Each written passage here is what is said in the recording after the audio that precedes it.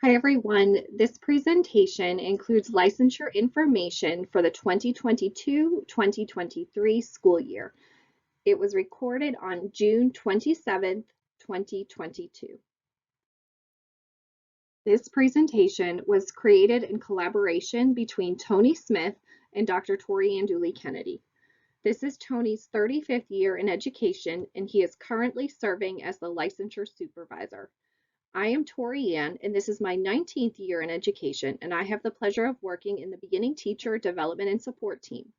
I will be facilitating this presentation for you today.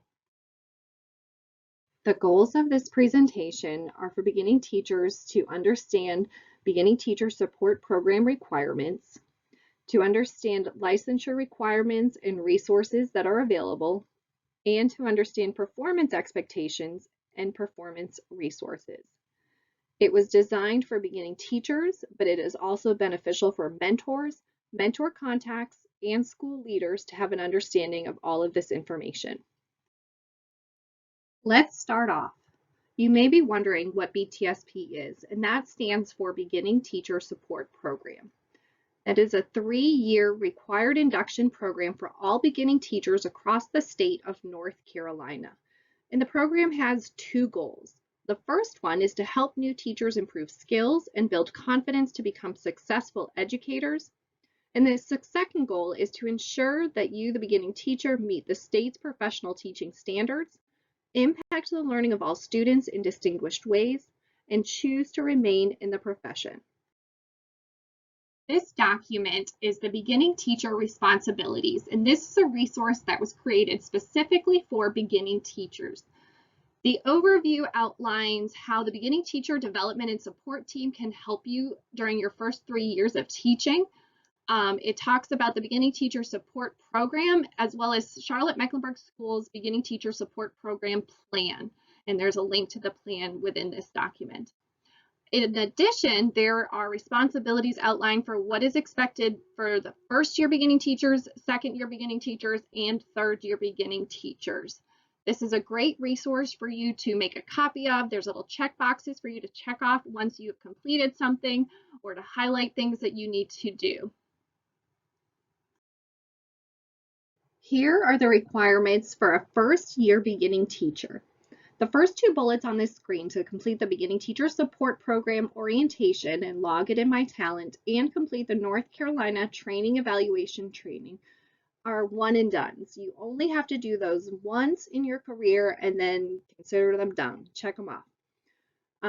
You will be assigned a trained mentor. At the beginning of the year, you'll complete a self-assessment where you evaluate yourself according to the North Carolina Teacher Evaluation Standards. And you'll create a professional development plan at the beginning of the year, BOY, and you'll get that signed by your administrator, by your mentor, and you will sign it as well. Those are all the stakeholders who are going to support you in achieving your professional development goals. You will also sign it in the middle of the year, MOY, and the end of the year, EOY. Throughout the whole year, you will participate in the North Carolina teacher evaluation process for beginning teachers. That includes an observation 1, which has a pre-conference and a post-conference. Observation 2 and 3, the pre-conference is administrator's discretion. You will also have a peer observation done by another teacher. And at the end of the year, you will receive a summative evaluation from your principal. At the beginning of the year, your principal will orient you to what the evaluation process will look like at your school, and you'll log the date of your annual orientation and training. If you are going to coach or participate in any extracurricular activities aside from the instructional school day, we ask that you complete the extra duty form and submit it to our department so we can have that on record. You do have to have permission in order to do that. You should have received a copy of your license by now, or it's coming from the North Carolina Department of Public Instruction. When you receive it, you will also receive a licensure requirement letter.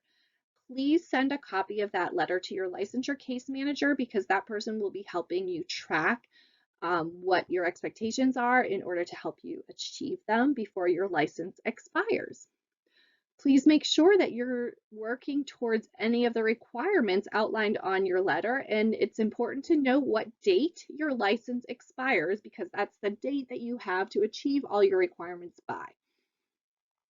You're going to complete any recommended professional development. That's professional development recommended by your school leader or by the district.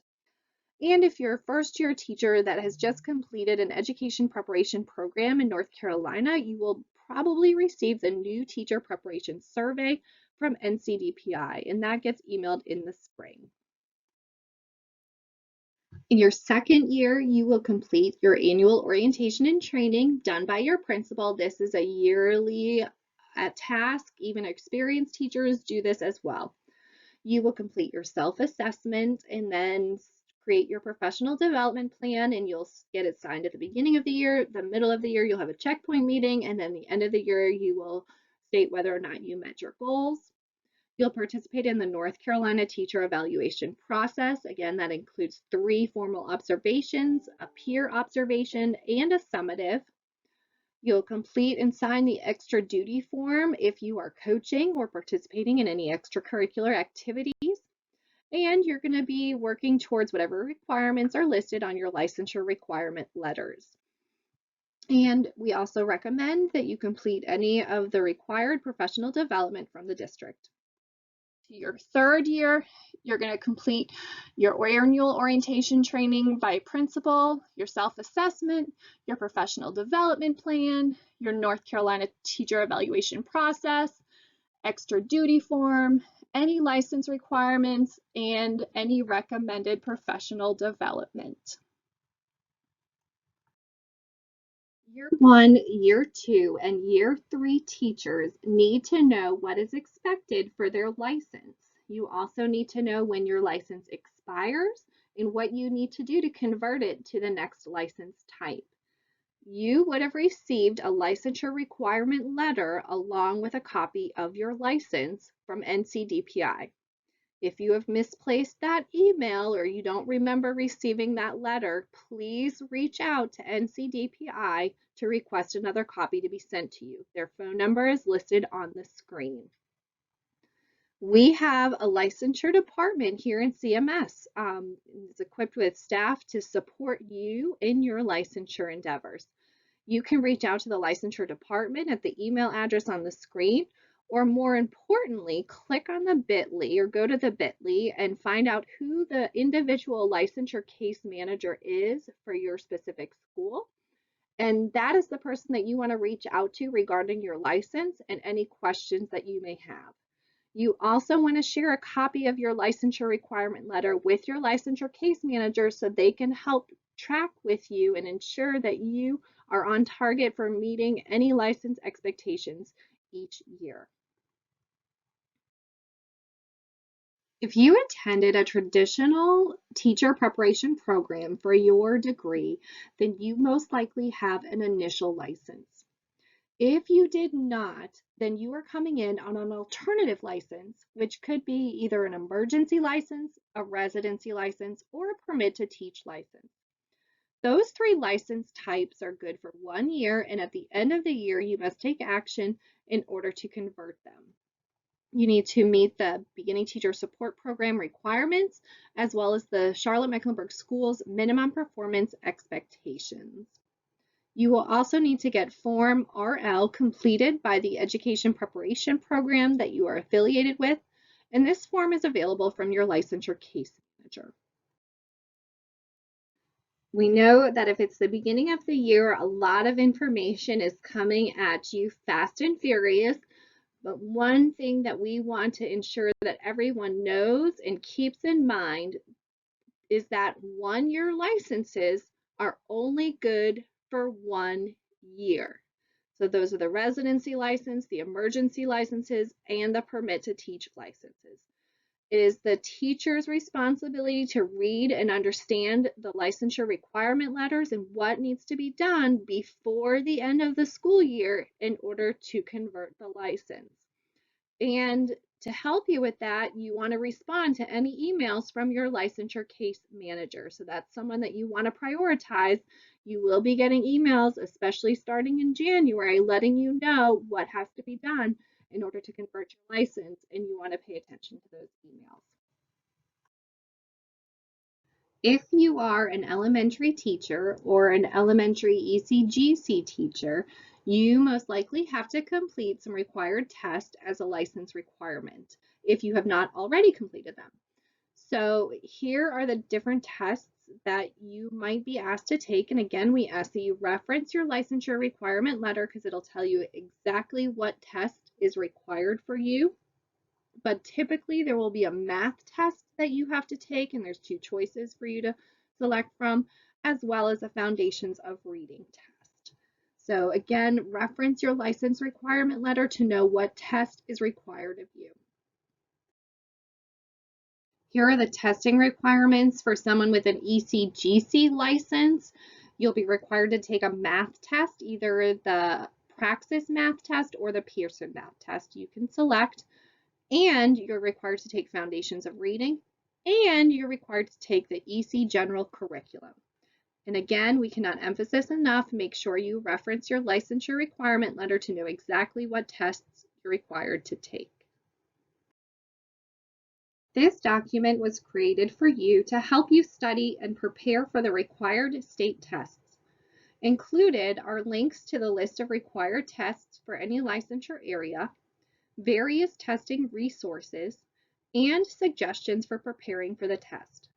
You can access this resource using the bit.ly. Make sure you capitalize B and T, and the word testing is lowercase. We are transitioning from licensure expectations now to performance expectations. The platform for managing performance in Charlotte-Mecklenburg schools is called My Talent. And the URL for accessing My Talent is on the screen here. There's also an icon on the Etihad Cloud to get you into My Talent as well. My Talent is the performance management platform. And within My Talent, there is a place for your beginning teacher support program induction plan. There are mentor logs where your mentor will complete a log documenting their meeting with you, and these are completely confidential between the mentor and the beginning teacher. You'll engage in the evaluation process in My Talent, where your observations will be recorded as well as your summative. You'll engage in the professional development plan in My Talent, where you set your goals for the year and share them with your mentor as well as your administrator. There's an evaluation guide, so if you have any questions about the evaluation process, all of the resources are included in My Talent. And then at the end of the year, you will sign your summative and make sure that everything is signed off on as far as your observations and your professional development plan. So let's talk about the evaluation process. And this transpires every year for all teachers, beginning or experienced. There's just a variety depending on your years of experience. So what's on this screen is the expectation for all beginning teachers. You'll participate in an annual training and orientation. That'll be facilitated by an administrator at your school. And in My Talent, you just acknowledge what date you received that training. It's expected that that happens within 10 days of your start date. You'll do a self-assessment, and that's where you reflect on where you are related to the teacher evaluation process standards and elements. And you'll use your self-assessment to inform your professional development plan.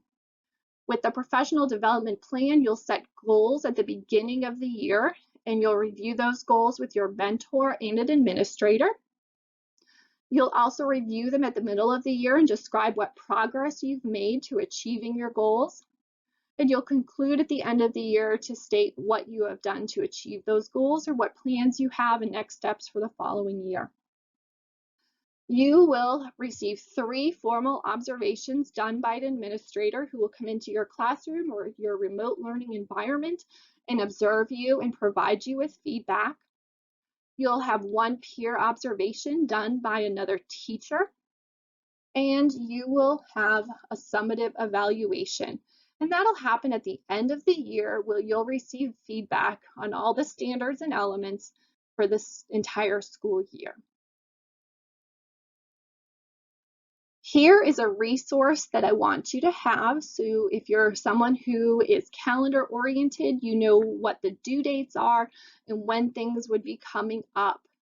The URL to access this resource is bit.ly/B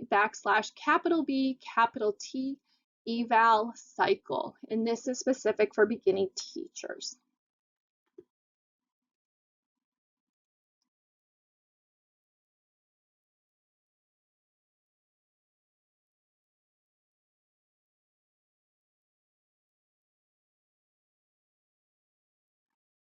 So let's talk about the teacher evaluation rubric.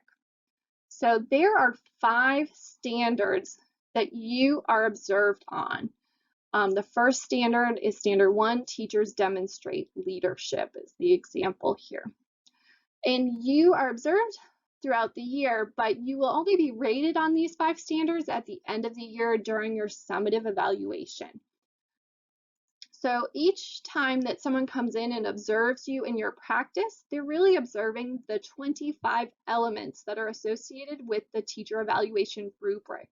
So right here, element 1A, teachers lead in their classroom, is an example of an element. The elements inform the ratings, and within the state of North Carolina, you are rated developing, proficient, accomplished, distinguished. There is also a not demonstrated category as well as a not looked for. And not looked for is usually used during a peer observation where a teacher might not see you every single day, may not be in your PLC, and so wouldn't necessarily know how to complete something that they didn't observe during their peer observation, so they can select not looked for. One thing to note though, if you have some not demonstrated ratings, you want to definitely get some feedback and some support on improving those results.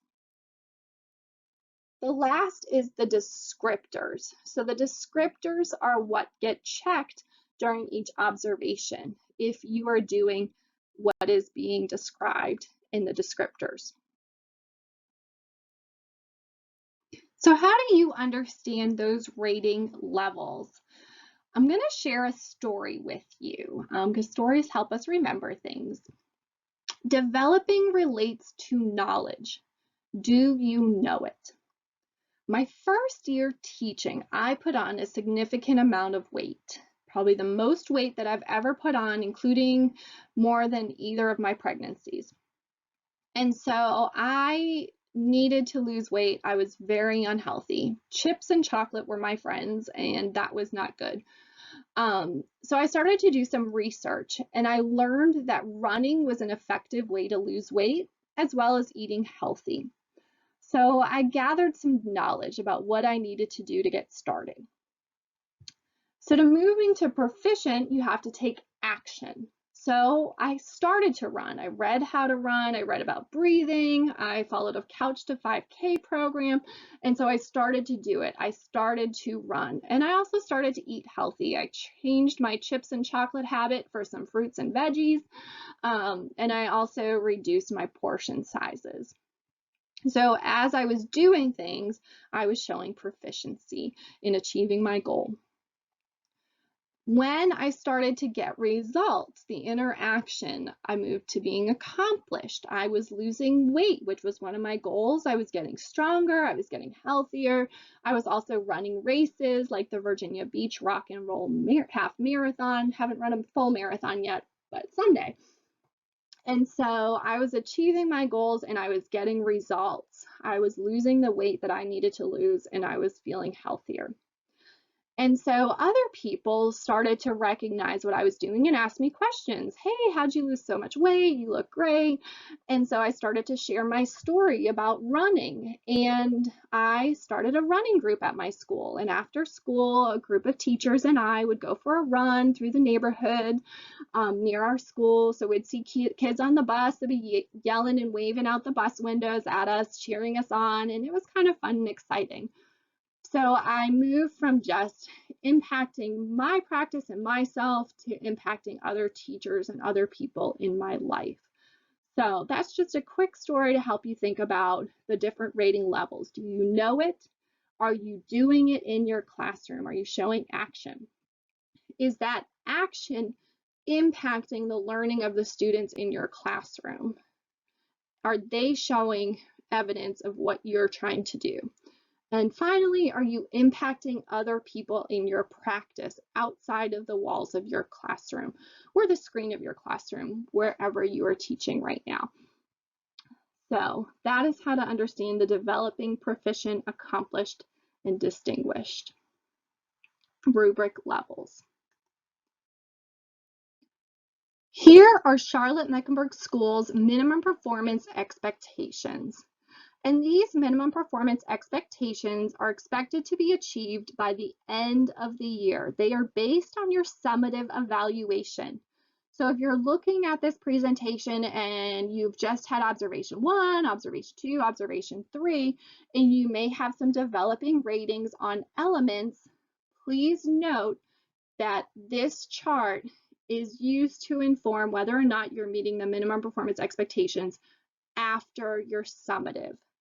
So developing ratings right now inform growth measures for you for this school year to get you to the summative where you hopefully have some proficient, accomplished, maybe even some distinguished ratings. As a first-year employee, by the end of the year, you have to be rated developing or above in all the standards and be rated proficient or above in at least one standard. As a second-year employee, you need to be developing or above in each of the standards and rated proficient or above in at least 3. And by the end of your third year, you are expected to be rated proficient or above in all of the standards. Let's talk about your future in Charlotte-Mecklenburg Schools. After you've completed your first 3 years of teaching and your beginning teacher support program requirements, the state of North Carolina could issue you a continuing professional license. That time you might also be eligible for a 4-year district contract, which we offer to our experienced teachers who meet performance expectations. You might be asked to serve as a mentor to a beginning teacher. So think about the great mentoring practices that your mentor has used or maybe hasn't used that you might think could better impact a beginning teacher. And ask your principal for how you can grow into a leadership position like mentoring. Something to consider is pursuing national board certification. The state of North Carolina issues a 12% pay increase to any teacher who achieves certification, so that is a great way to make more money doing teaching. It is a process that allows you to reflect on your practice a little bit more in depth, and Charlotte-Mecklenburg Schools offers a great support system if you are pursuing national boards. We also have a teacher leadership pathway as well as a principal pipeline if additional leadership opportunities are something that you are looking for.